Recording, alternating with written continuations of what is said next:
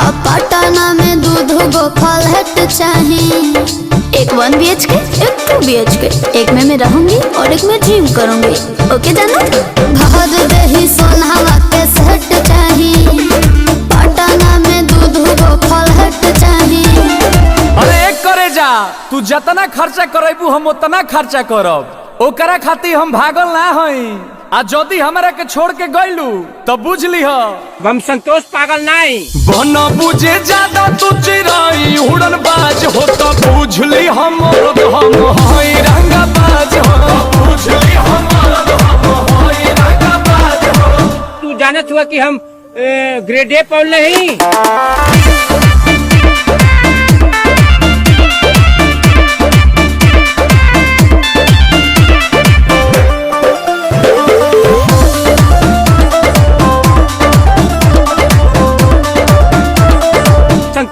संतोष पागल नहीं। पहला बच्चोर हीरो जाना के खर्चा जितना हमसे करही बेरे, तोरा से बेसी हम ले ले बानी शिक्षा, पीछा छोड़ा नहीं पई बेरे।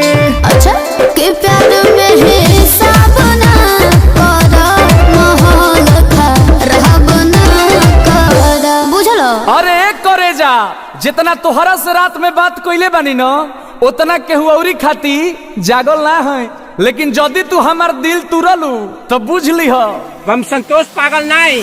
बन बुझे ज्यादा तू चिराई उड़न बाज हो तो बुझ ली हम हई रंगा बाज हो, बुझ ली हम हई रंगा बाज हो। मारम ना एक फट की एको भाषा ना बोलबा कोनो विषय में। हई रंगा बाज हो।